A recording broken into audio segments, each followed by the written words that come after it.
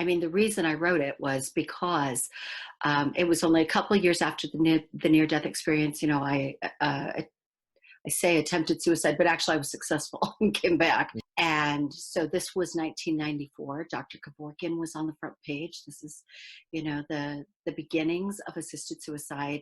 I watched Thelma and Louise on TV. They drive off a cliff at the end, and then Kurt Cobain killed himself. And that was it for me.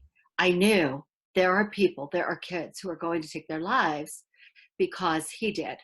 So, you know, that was why I wrote it, was to really forward a conversation for there's more to life. There's, you know, there are other choices. So why make that choice when you're at the bottom, when you can't unmake that choice? Hello everyone, that was a clip of today's guest, Angie Fenimore, talking about her decision to write her book, Beyond the Darkness, My Near-Death Journey to the Edge of Hell and Back. In it, Angie talks about a distressing but ultimately transformative near-death experience that came about as the result of an attempted suicide.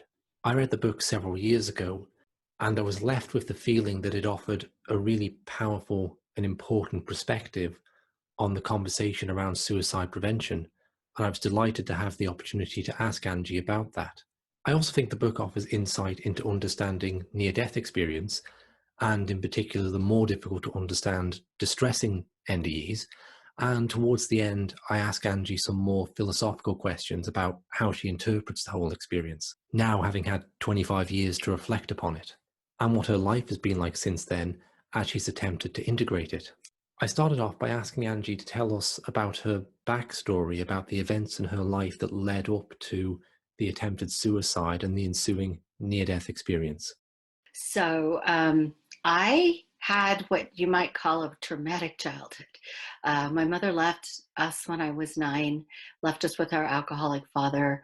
He was ill-equipped to take care of 2 little girls. I was the older of the 2 of us. And my mom joined a cult, like no kidding, bona fide cult. And I was visiting her over Thanksgiving one year, and there was a little boy that they were starving. Now, mind you, this place was deep in the recesses of Bryce Canyon, a 5-mile hike into the mountains of Utah. There was no power.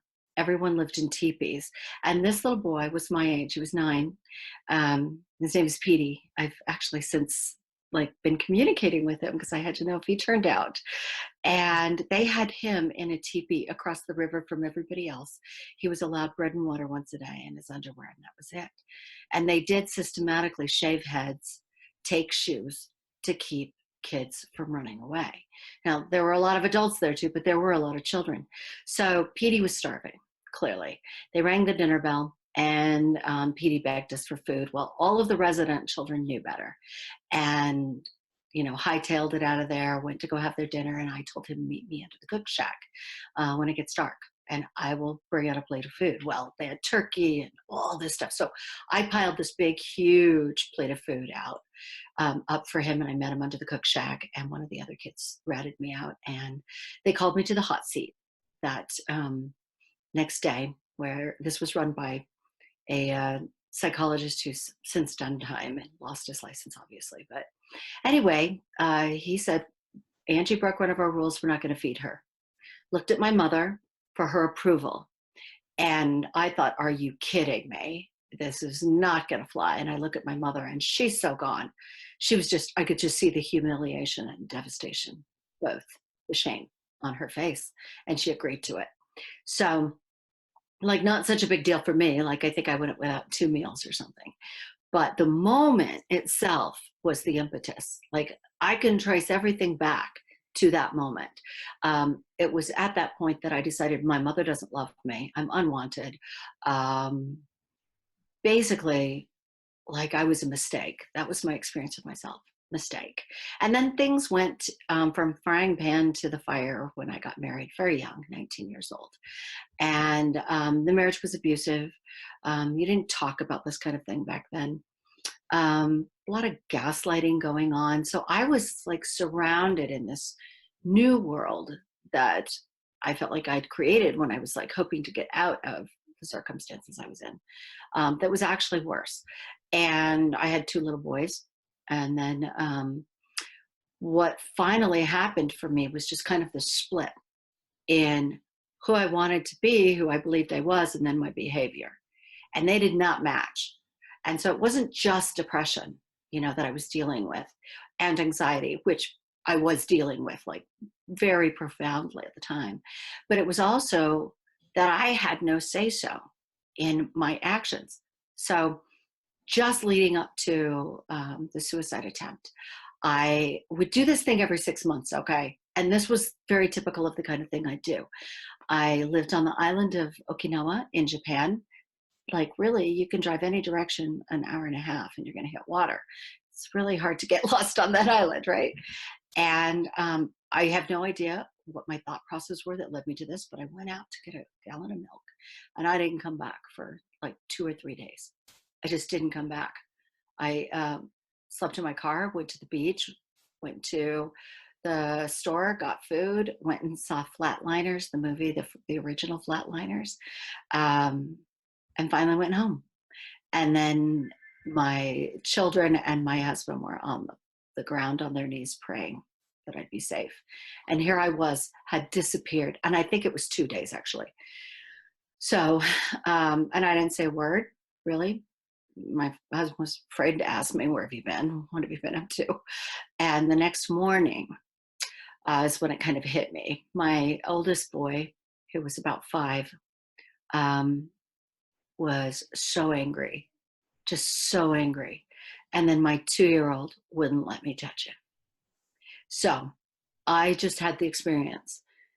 I can't keep putting my children through this. I don't understand what's happening to me. I have no control over it. And mind you, I had gotten help. I had seen counselors and nobody had any answers for me. And that was it. It was that my children were better my children were better off without me. So that's what I did. And I waited till the next night when everyone was asleep. And the first thing I did is I slit my wrists with a broken apart safety razor, which was really ineffective. I didn't know how anybody did that, but I did leave pretty deep scars on my wrist. But then I started taking everything in the medicine cabinet. And I took it at first a whole bunch of stuff, and of course it came up. And so then I sipped and swallowed through the night so that I could hold it down. And then in the morning at about 10 a.m., 11 a.m., I sent my boys off to a neighbor with a note, just said, I'm not feeling good. And then I could feel it happening. It was this profound, extremely loud, like vibrating kind of inescapable energy, like this rattle, like an earthquake, or like an airplane is coming down into the living room, like that. And I could feel it in my body. By this time I'm laying down on the couch. And I also have a knowing of what's going on. Wow, it's happening. So I'm laying on the couch. At first I thought it was a jet coming down, and I peeked out my window and it was clearly happening inside of my body. And I knew, like, this is it. Well, I'd had a stepmother who had had a near-death experience, and she'd gone to the corner of the room. So that's what I expected. So I wanted to watch, because that's the state of mind I was in. I was not well. I wasn't healthy, and I was dark. It was a dark time for my life, and I wanted to watch and see this happen. So I opened my eyes, and as soon as I did, I could feel my body just like back into my body. I could feel my spirit and my body reconnect.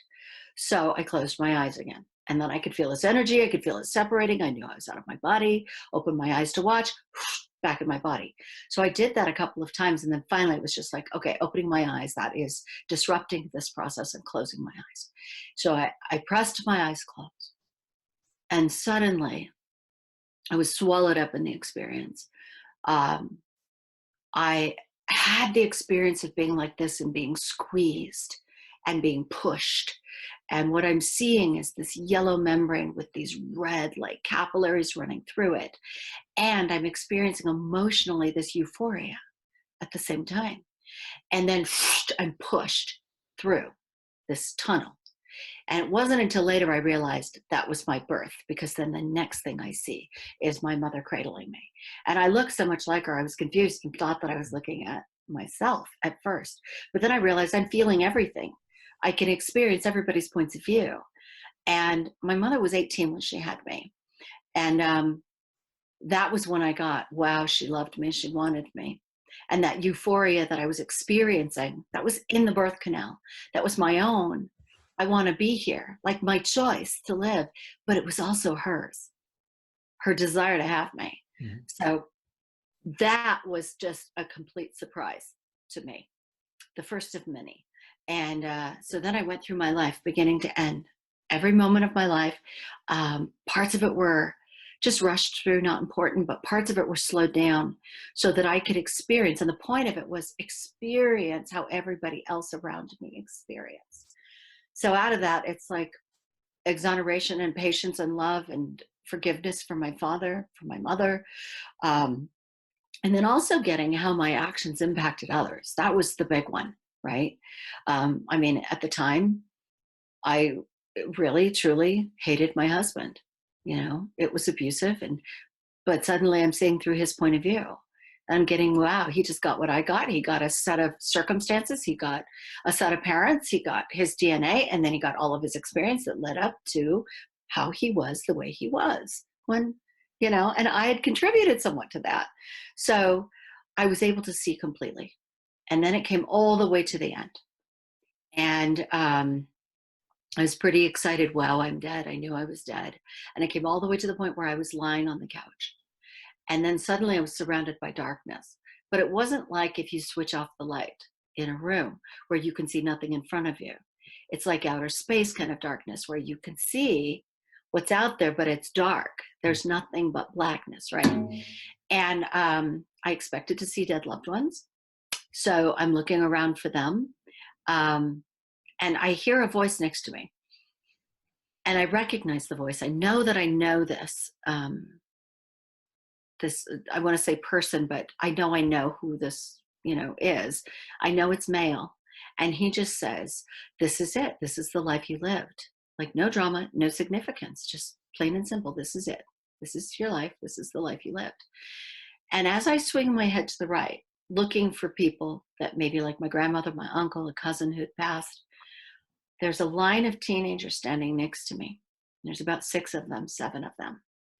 And I lean over and I look at them, and I'm not moving my mouth, okay? I'm not speaking any audible words, but I can hear my thoughts and I know that they're out there. I realize that they're out there because I lean over and I look at them, and they are dead empty, like I've never seen. Like still to this day, I've never seen death like that. It's beyond death that we experience here in physical form. And I say, oh, we must be the suicides. In my head, but it's out. And the kid standing next to me, he was all decked out like, you know, eyeliner, dyed black hair, leather boots. And he looked down at me and then looked back up, dead and empty. And I knew he'd heard me. And then the moment I said that or spoke it or thought it, and it was out there, it was an acknowledgement that number 1, I'm dead. Number 2, I've committed suicide. Number 3, I expect that there's going to be some kind of expectation. Like I have an expectation for how this is going to go. And suddenly I am taken from them. I am flying at, I don't know how fast, like speed of light. I don't even know. Tremendous speed, upright through this darkness. I don't know how far I traveled. Could have been truthfully the length of the planet or a football field through this darkness. And then suddenly I slow down and I see ahead of me this beltway. And mind you, there's nothing beneath supporting everybody, but it's just like this stretch of people. And I know that there are invisible boundaries to this, and it goes for as far as I can see on the left. And the word that came to me is thousands. Okay, that is the word that came to me, and it was external. I'd say it was about 30 or so feet deep, something like that, and went for as far as I could see on the left. And I ask in my mind, what is this? And the word I hear is purgatory, which is very interesting because I do not have a Catholic upbringing. That was the word, okay? And then I'm suddenly dropped, like, lit down into this place with these others. And I look around and everybody is in these filthy white robes, which I thought was very interesting because who knew that that would be literal? And they're wandering around and they appear to be talking to themselves. And they're saying things like, if only you had so and so, then I wouldn't have had to done, like defending themselves. Do you know what I'm saying? Yeah. Or carrying on about their story, whatever that is, or their grief. And some of them are like nothing, just standing there. Some of them are wailing, oblivious to everybody else, but there's no interaction between these people, none. Here they are surrounded by people and no interaction. And that's when well, there were a couple of things that I noticed. One was that there was a piece of furniture, um, was like a American vanity. And I didn't understand the meaning of that until years later, but it was kind of crackling in and out of existence, kind of like, I don't know, an apparition. And then there was also a chair, an old school chair. And I to this day can't tell you why the old school chair, but I do know the vanity. And then there was this man, and he was squatting. He was in front of me, a couple feet in front of me, and he was looking at me. And he was the only one that there was any connection to, but it wasn't even a connection. He was just observing me. Kind of the way you observe people when you're driving or, in the grocery store, not really just like how you can walk past somebody and not smile. Yeah. Yeah, like that, right? Only just no connection. And I noticed that everything's in grayscale. I know that he's got blue eyes, but I'm not seeing color. I know that he's been there a long time, like maybe thousands of years. And I know that he's committed suicide. And I just know these things. And so I had a thought. I wonder if this is Judas Iscariot. And that thought was a testimony. It was an acknowledgement that I believe in a Christ, that I believe in a God. And I do believe that that is what triggered the rest of us. And this is why I'm here so I had this thought, and suddenly there was a pinpoint of light in the distance.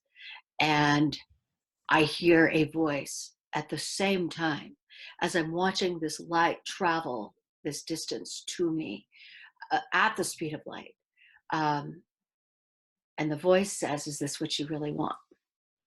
Well, I had never even considered that this was what I want. It was what I had to do in my view. And so this light comes to the edge of this barrier, whatever this is. And it's a man, like in the shape of a man. And he's made of light. And his hair is flowing. And his robes are flowing. But he's just beautiful and made of light. And I say, but my life is so hard. And all of this is just like this energy exchange, thought exchange. And it's just bam, bam, bam, bam, bam. And he says, well, you can't skip over parts. It's supposed to be hard. You've done a lot of nonsense in your life. Was kind of the message that I got, that I'd been, even though my life had been really, hell. And I really felt like I couldn't have changed anything. Like the message that I got is that I've always been in charge, and that this was all part of it. The experiences that I was having was part of this grand experience, and that was for my good. And then, and I was still just, kind of dumbfounded, number one, that processing that I'm having this conversation with who I knew to be God. And then, but obviously it wasn't going anywhere because I was pretty determined that I couldn't be or do anything different than what I had already been doing and having. So then I hear this other voice, and it is the same voice that was with me at the beginning of my near-death experience that said, this is your life. And I hear him, but I cannot see him.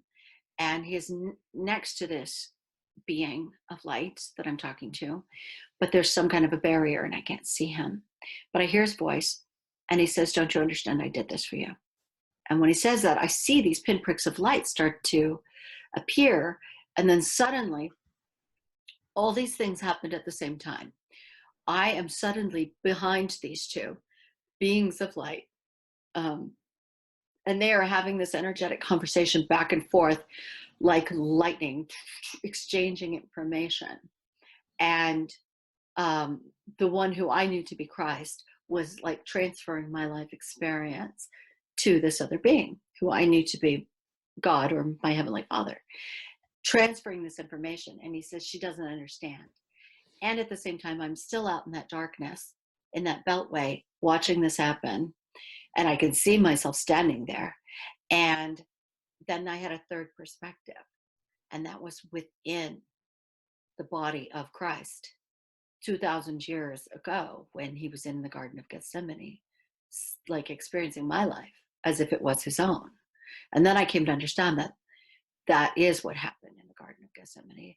It wasn't just this, uh, sterile kind of, blood from every pore experience. It was like he experienced my life from the beginning to the end as if it was his own. Like he got my point of view, but he did that for everybody. And so as soon as like I see that and experience that, I am still like, okay, but I still can't do anything different. And then I was shown my children. I had 2 boys at the time. I now have 5 children. Um, but yeah, and I have grandchildren, and they're almost all grown now. But I saw what would happen to my oldest first. And what I saw was kind of an emotional roller coaster, like the emotional footprint of his life, and up till about 21. And he was rendered incapable of doing anything he was meant to do here.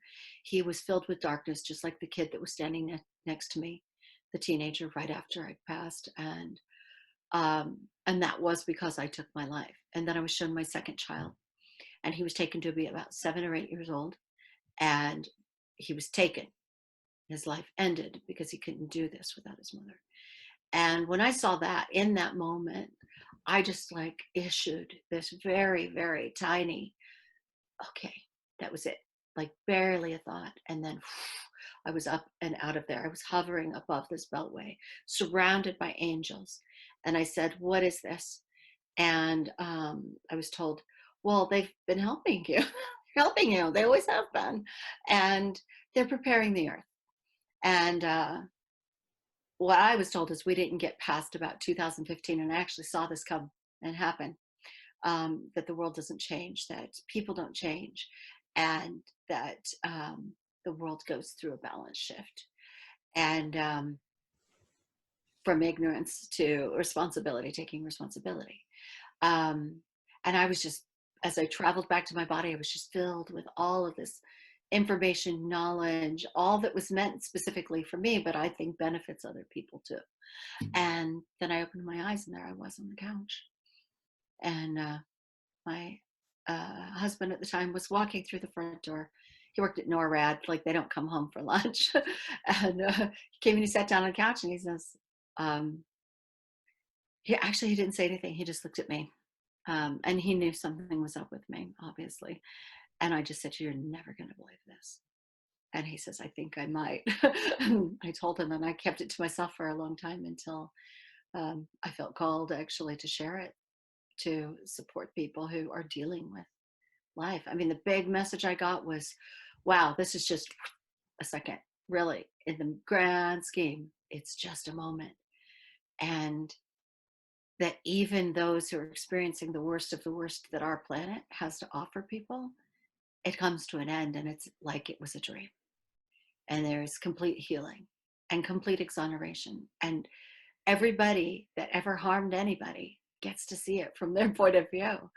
And there's like I don't know, a redemption, if you will, where we all see from each other's perspectives. And when you see from somebody else's point of view, there is nothing but forgiveness, gratitude, love. That's all that's there. So Well, thank you for running through that. I've read mhm. that story a couple of times or more, and it's incredible to hear you talk through it. I just have a couple of Yeah. questions, like short questions to clarify the narrative, and then we'll Yes, move yes. on to talking about the importance of the work. So, firstly, when I've read about near-death experience accounts, people are asked, well, what was it like when you were in this experience? Because it sounds very dreamlike. So was it like a dream, or was it like reality, or was it like more real than Mhm. reality? And I just want to give people that sense who maybe aren't familiar with that of what was it, Right. what was the quality of the experience like for you when you were going through it? So we have layers of experience as a human being. One of them is our physical experience, waking, like what you and I are doing right now, awake. And because we are human beings in physical form, living in a physical world that is measured by the rotation of the planets, that's how we measure time. We relate to this like it's real. This is real. This is solid. This is real. So this is our baseline for reality. But dream state is actually um, it's like an in-between space where you can access higher forms of reality. That's how come sometimes you'll have dreams that are like that was very real. Like you'll have a loved one come visit you in a dream. It's because when you're operating in this physical form, you're not in the space where you can see anything but concrete. And that happens in a more fluid, more hyper reality. Now, near death experience, that's like an altogether, that's a whole nother world. And though travel happens kind of like dream, or speaking happens kind of like dream, where suddenly things are before you and all of a sudden you understand, you know, a millennia of things, or you can see the future. It's just the reason that it happens sort of dreamlike is because it's not happening in cron, because you're not in physical, you're in spiritual. Mhm. So all things you can see and experience all things, but this is beyond any kind of reality that we experience here in physical while we're dreaming, vision. Okay, so it's not just the content of the experience is very No. interesting, but the actual fabric of the experience itself was something completely new to you Yes. when you went through it. Yeah. Yeah. The other thing I wanted to ask about was you mentioned your stepmother had had a near-death experience. Okay. And you mentioned that you had some expectation then because of that. Now, I recall from the book that her near-death experience was like being wrapped in this blanket of love, and it was a place she didn't want to come back from, but she felt called to do so for some reason she could Right. vaguely recall. I'm curious to know how much that influenced you and your expectation of what you might find. Did you feel you were going to this place of all loving light, and did that encourage you to go? Well, I was hoping for complete and finite non-existence. Okay. That's what I was hoping for, which isn't to say I didn't have, everything in the background that it's like you actually do remember things like your birth. It's just you don't have recall, right, to those things. And so, I call this, it's like taking a 5,000 piece puzzle and throwing it in the air. It looks like chaos, right? But those pieces come down in order.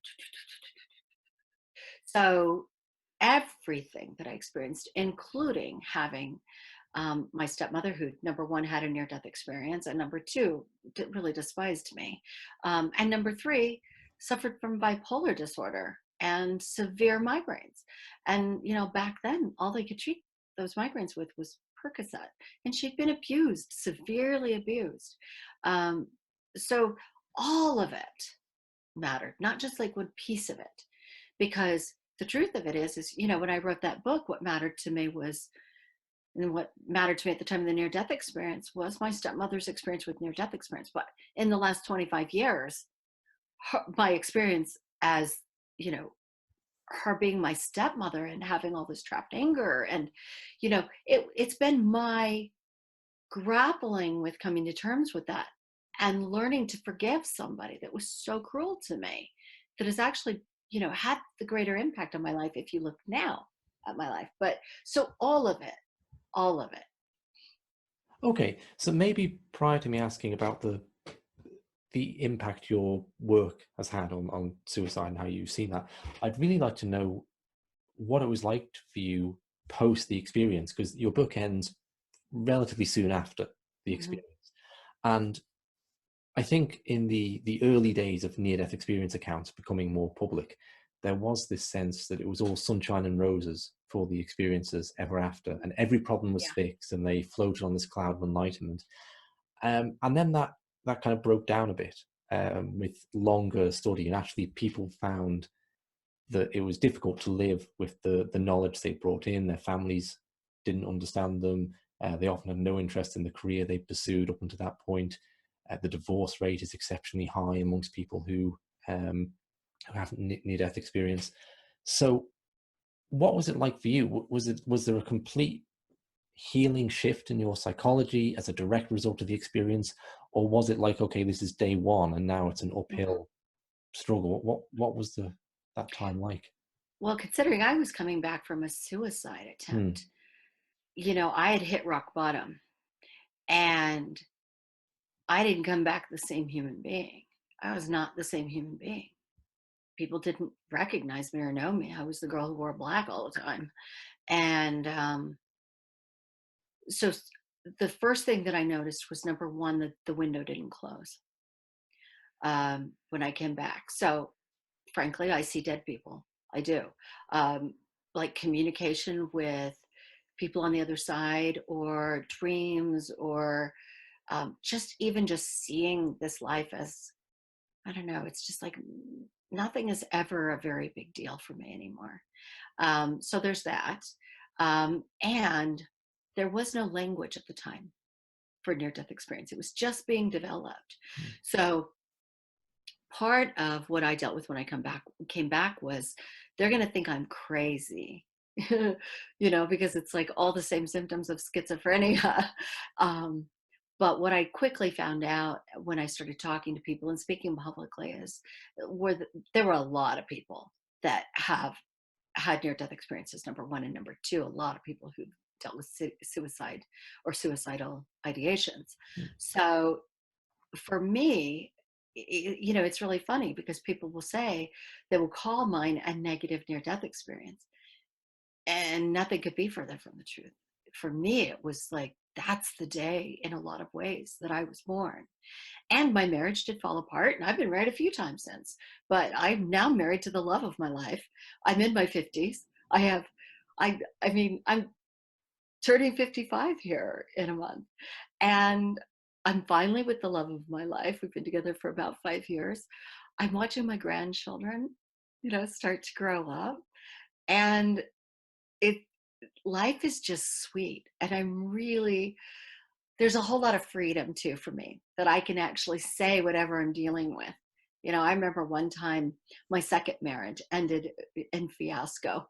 And uh, just to make it short and brief, he had cheated on me. So we're out shopping, and I'm trying to decide if I'm staying in this marriage or not. And the girl on the other side of the counter says, "How are you?" And I'm like, "Well, let me tell you." And I'm like, "Bleh," and then, right? And it's not like that extreme, but there's no pressure anymore. I don't feel any pressure to keep up appearances. You know, I'll do my hair and my makeup for you for an interview, but really, that's about it. I've really okayed my own skin, but not only that, everyone in my world has the freedom to be themselves Okay. and to not have it figured out. So no, near death experiencers, I don't think any of us have stuff figured out. We have some things that become true, like true north for us. But what happened instead was a freedom for everyone around me to just really be alive and okay and experience what they're experiencing. And And was that like, with regard to the more inner part of that, you mentioned coming to forgive your stepmother, probably other people in your life too. mhm. Was that a kind of spiritual process that you struggled with and journeyed with? Yeah, and I don't think anything is finite. It's like you have to redeal, Yeah. like something will trigger something. You'll have an experience that triggers that old memory. And then it's like, there it is in your face again. So it's a process. Forgiveness is a choice all the time. It's like, okay, this is a new choice now. I will say for my father, it's complete. He passed it was 19 years ago, just a couple days ago, Hmm. 19 years. And the conversation that we had on his deathbed, he was very concerned about passing over, and he was resisting it. He was having what's called near death visions, where people Mm. in his life that have passed on come to get them, right? And he finally says to me, Ange, I'm not a child molester. And I said, Dad, look at me. I turned out. You can own that. Okay. I turned out. And so it wasn't like a brushing it under the rug or anything like that. It was an acknowledgement, which he needed in order to, you know, to unburden himself. And part of that unburdening included my acknowledgement of it, not saying it's okay, Yeah. saying, look, I turned out, own that, okay? And I love you, and all's forgiven, right? Um, so that is complete. But, but there are times, there are moments when it's like I'm dealing with something. It's like, oh, my dad, you know, if only he had. But so, yeah, we're still human beings, Sure, right? And yeah, and deal with what it's we really deal good you with. say But that because it doesn't set up a kind of superhuman archetype, right? no, yeah, for sure. Okay, so moving on to perhaps what is the central question or central questions I want to ask you. I checked today and I bought your book 6 years ago. Okay, and I looked on Amazon and I don't know, I can't recall quite what prompted me, but I certainly remember the effect of it, and that I wouldn't wish to exaggerate this at all, but I've certainly had like a certain degree of suicidal ideation. Okay, now I wouldn't, as I say, I wouldn't wish to exaggerate it. I don't think I was ever in like a risk category, but Mhm, when life is challenging at times and feels impossible, there is that sense of I'd rather not be here. You know, mhm, I'd rather check out and maybe there's an imagining in me of going to the kind of place I've read about in near death experience, for example, of like, well, I just don't get on at this world. And it's kind of like, when you're at a party and it's good for a while, but you don't want to sit there at 3 in the morning when everyone's leaving. It's time, I've certainly had that kind of ideation, so I can have something of an understanding of it in other people. Yeah, and I think that there's always been factors that maybe prevent me from taking that too far, but certainly a major one that really shifted my perception was reading your book. Okay, because what it really leaps off the page is the clarity of the sense of like, oh, well, it's not actually a solution to anything. You don't, it's just a continuation. And exactly. it's so true, of course, because like when we try and escape our problems in life by running away from them, we just find they reoccur in the next situations. I think people can probably relate to it on that level. But it really nailed that down for me. And hence why I contacted you these years later, because it's always been in my mind. This is a really powerful resource, and it's a resource that I've mentioned to people. I've sent videos to people over the years who have said that they're struggling with suicidal ideation and they're concerned about what would happen next. If they did do it, where would they go? What would become of them? Would Right. they go to a pit of fire for all eternity? Okay, would they Yeah, be? I get email daily from people asking that very question. So, really, whatever you'd like to say about that from the experiences that drove you to write the book, and because it's a big thing to come out and be public about. Right. I appreciate you Yeah. doing. Well, Uh, thank you. I know you are concerned about the popularity of positive NDE accounts. A lady called Betty Eady wrote the forward who'd written such an account. And then I'd love to know about the kind of emails you've received, the kind of responses Sure. it's got. I mean, I'll ask you some questions about where it might be more difficult in a bit, but really in terms of how people have related to it and how you've seen it help people. Okay, so first, like it's a twofold answer to your question about why I wrote it. So first was um like my stand is no more suicide. Like it's not a solution. It's just not. I don't care what your belief system is, whatever it is, it's just not a solution because that's just not how. You can just look for the evidence around us. That's not how it works, right? There's always um, there's always resolution to everything. It's light and dark. It's always yin and yang. That's what it is, right? It's not a solution. Um, so there was that, but um, it was seeing all these positive, so-called positive near-death experiences, right, where people go to like a pillar of light, tunnel of light, all that, and I knew that that's not the only way that it can go, and I felt completely strongly that people need to know that it's not always like that, and that I was so grateful that I came back. But in the process of writing the book, um, I had concerns about so many things. I mean, like if you're going to quote God, it better be accurate, right? And this went from I had the idea to write it, literally the idea to book deal with the biggest publishing house in the world, who it was around the shelves 4 months later. I hadn't even written anything in multiple languages. Like it was overnight, right? Um, but during this time, this was one of the times in my life when I was so spiritually connected. Like really, I could hear God's voice daily guiding me.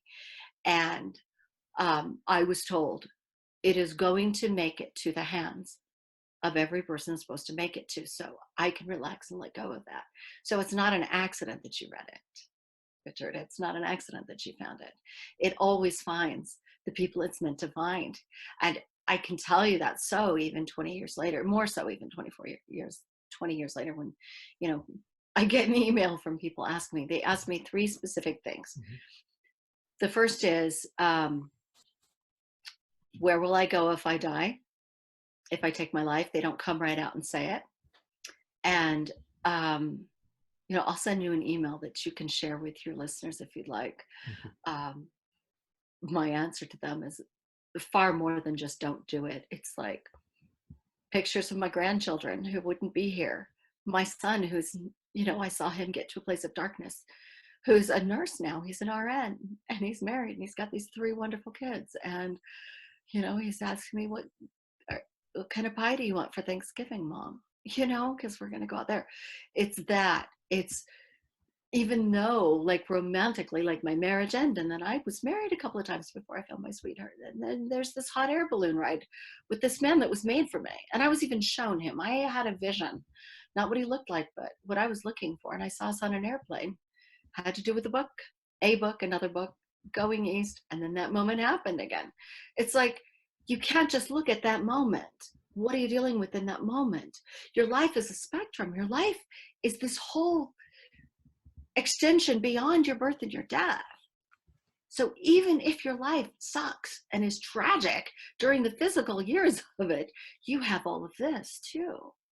And it does come around, and it does equal out. It is balanced.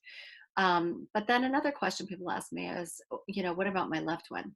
What about my sister? What about my husband who ended their life by suicide? Yeah. And here's the thing. What I experienced was what I experienced, and it like definitely something I wanted to share with other people. But that's just where I went based on my life and what I'd been doing and what I'd been up to. And based on my background of belief systems, like really, every near-death experience is completely packaged for you as an individual. Now, there are commonalities, Hmm. certainly. And I'll tell you, one of them is don't kill yourself. That's one of them. But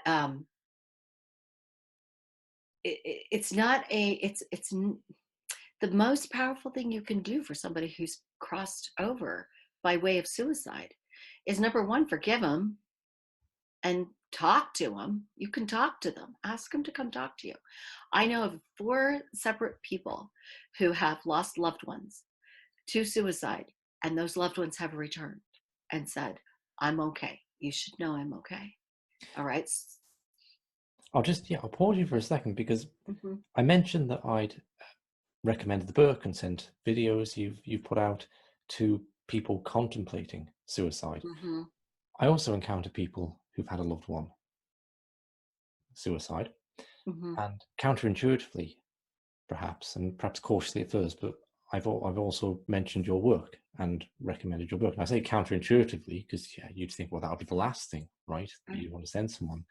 But I Right. found that people have that concern anyway. Like they're massively concerned about what's They happening. do. There's nothing you can do about that. Of course they do. And they're not Right. looking for cotton candy, right? They're not looking for a story that says everything's okay and they're in a place with Right. rainbows and bunny rabbits. And so Right. it's worth saying there is, as you mentioned, there's a diversity experience, and a lot of people who come back from an attempted suicide do report the love light, perhaps also of the sense of Mm-hmm. remorse at seeing the effect it would have in the future. But they do report the Mm-hmm. love light experience or all sorts of different experiences. near-death experience is not something that we've nailed down a firm understanding of yet, for sure. But yeah, people are, yeah, just to get back on track there, people respond, I've found, really respond well to the book who have had that, because it gives them a sense of realism, but also a sense that all is not lost. And I know that And something prayer they can do, because prayer is a that's the theme big that one. comes up Yeah. in your book at times. It's been Yeah. something that's very central to you. Hmm. And I suppose it's relevant both for people in both situations, really, because um, your book may, if people believe it, it will sort of remove suicide as an option. Okay, but then they're still stuck in their lives. They're still stuck in the life they don't want. So Hmm. what do they do about that? Hmm. And people who have had someone go through suicide, um, it may give them, well, it gives them your experience. But then what do they do? Because they've got their loved one still lost. Hmm. So I mean, you started addressing that, but Right. please say some more about. Well, I think it gives them something to do, because like, you're not going to be able to take away that that happened, and that's probably going to be one of the most tragic things that has happened in their life. You know, it is. Um, but when we're left with the experience that there's nothing that we can do about something, like the opportunity is missed, especially when it's somebody who took their life.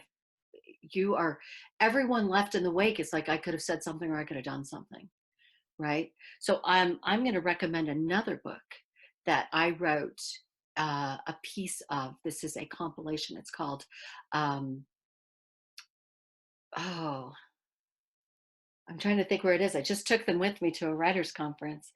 Um, it's called oh, it's escaped me. It's Jody Orgel Brown, I can tell you that. And it's Rise Above Depression. There we go. Okay. And I wrote the first chapter of that. And it is filled with all kinds of things that you can do if you're struggling with, um, you know, somebody in your life leaving you that way. And also if you're struggling with suicide yourself. Anyway, but it's just been released just a few months ago. It's called Rise Above Depression, Jody Orgel Brown, and you can find that on Amazon.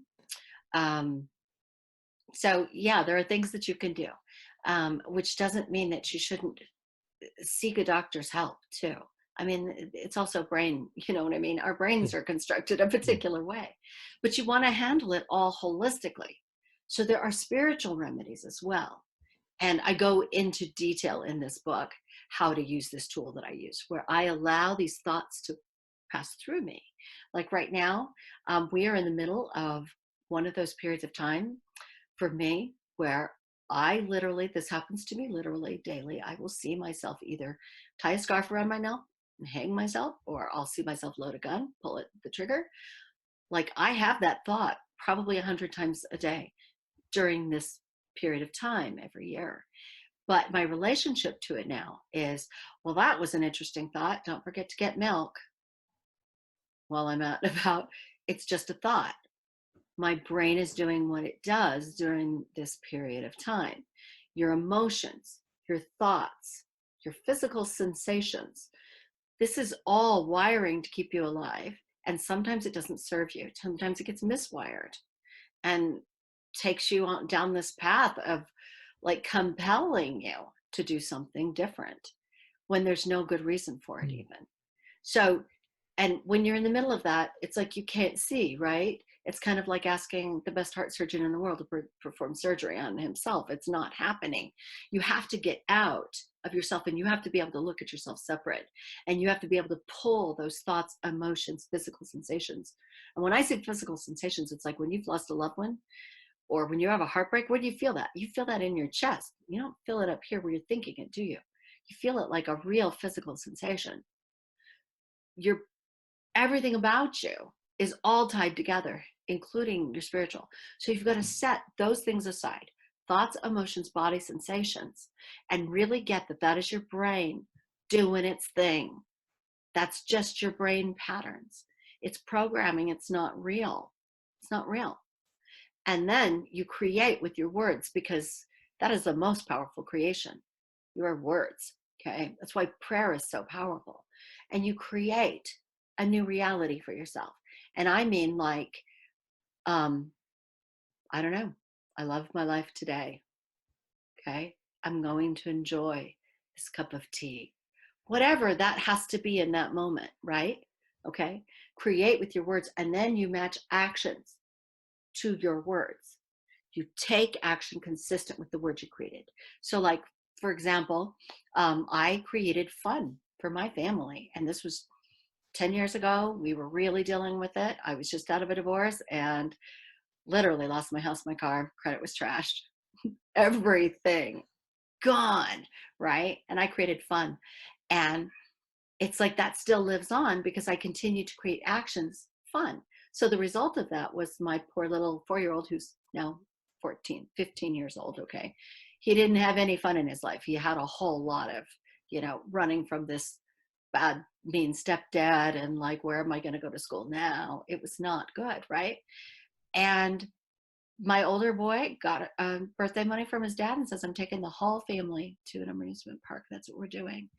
And so they check, we're going through the turnstiles to go to this amusement park. And this is right after I create fun, right when they're middle of like one of the hardest times of our life. And they stamp us with that stamp, so you can get Hmm. in and out of the park. It says fun. Okay. That's not an accident, right? But I continue to live this. And that is how our life is, because it's a constant. It's a constant, but I'm creating it with my words. Then I'm matching the action. So it's become this thing that it's just, that's how I'm wired now. So I can be having thoughts, load a shotgun, put it in your mouth. I can have that thought 1,000 times a day, but I'll tell you what overrides: fun, commitment to my family, making a difference for other people. Those things override that wiring, what you're committed to. And you get to say, like, you speak it, and then as soon as you marry actions, you actually alter your brain wiring. You create new neural pathways. Okay, so that's just one element of healing. And you need that spiritual, whatever that looks like for you. For me, I talk to my tree a whole lot because my tree, I can still see on a molecular level. I can see the light that that tree's made of. I can see that that tree is a, it's an angel in my heart and talks directly to God, is aligned with all the wood in my house. And that tree emanates everyone who walks through the threshold of my, house, through my door, healing, peace, and empowerment for what you're here on this planet for. Like, that's what my house resonates with. So I talk to my tree. That's part of my spiritual well-being. And I'm okay that it sounds like schizophrenia. It's not, right? So do you see what I'm saying? It's all of Absolutely. it. Yeah. Yeah. So for wherever you are, I mean, for whether or not you deal with suicidal ideations, or if you've lost a loved one to suicide, um, wherever you are, it's like you want to heal from all access points. And healing is flow, by the way. It's not just like, oh, boom, done. Blood running through your body creates life. Air in and out creates life. When those two things stop, life stops. If you look at the planet, water, you look at money, currency, it's the flow of energy that creates life. So this is ongoing. Forgiveness is ongoing. Healing is ongoing, right? Thank you very much for that. And you will link to the books below, both of the books you mentioned. I might just start to draw to a close, just to lighten things a bit with a bit of a philosophical question, a more philosophical kind of question on the nature of near-death experience. That you wrote the book back in the 90s, as you've mentioned, there wasn't as much around, and the book it's written in quite a Christian context. Mm-hmm. Um, I wonder now, 20, 25 years on, how you view that. Um, Yeah. right. Because a lot has come out. There's been Yeah. very popular near-death experience books written that have reached big audiences from different perspectives. Really powerful healing books sometimes as Mm-hmm. well. Like I believe I've spotted you mention the Ibn Alexandra's book.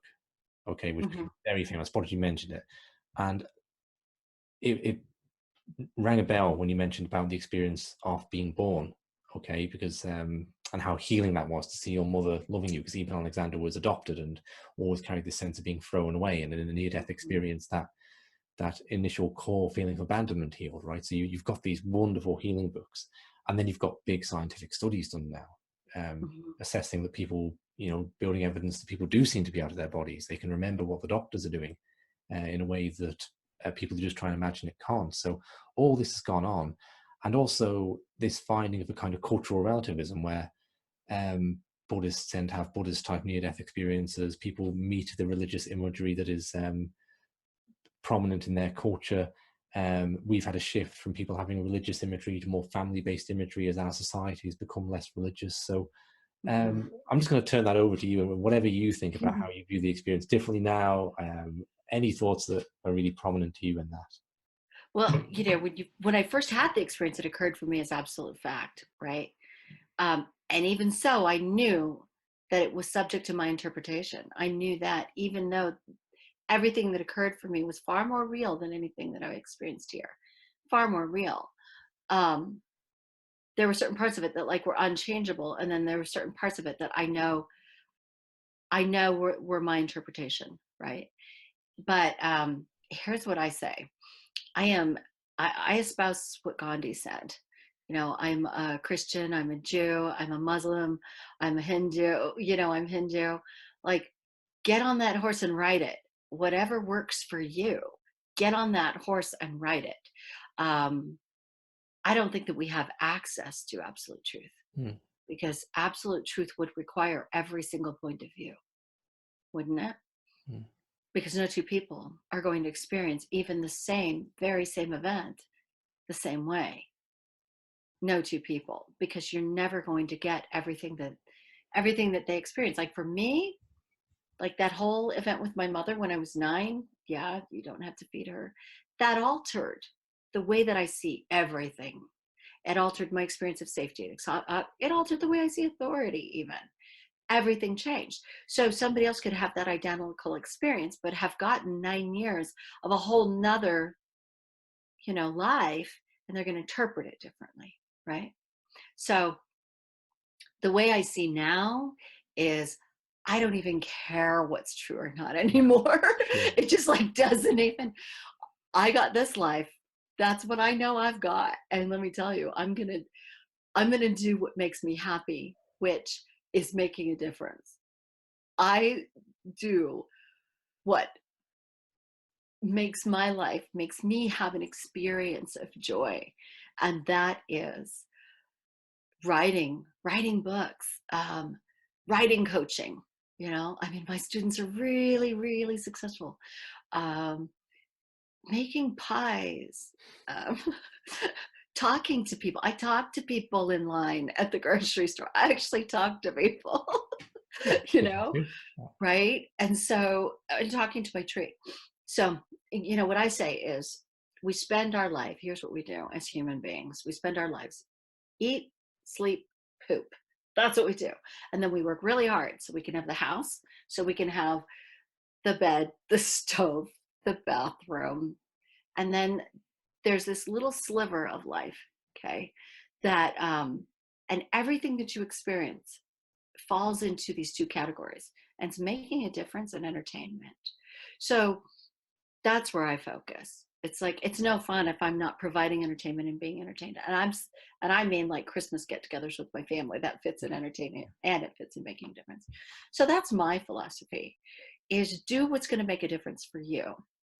And I don't buy that people are, I really do believe that every human being at the bottom is good, and that everybody wants to be happy. And I do believe that every human being, if you were to take away all the bad things that had happened to them, every human being wants to make a difference. Um, and if you want a way out of hell, that's it. It's service. It changes us. So I don't know if I answered your question. I know I went on a little bit there, Yeah, but perfect answer. Yeah, yeah, but perfect. yeah, that's my view. It's all good. Get on that horse and ride it. Thank you very much, Angie. It's a Mhm. wonderful discussion, interview, and really appreciate you doing it. Thank you. You're so welcome. It's my pleasure.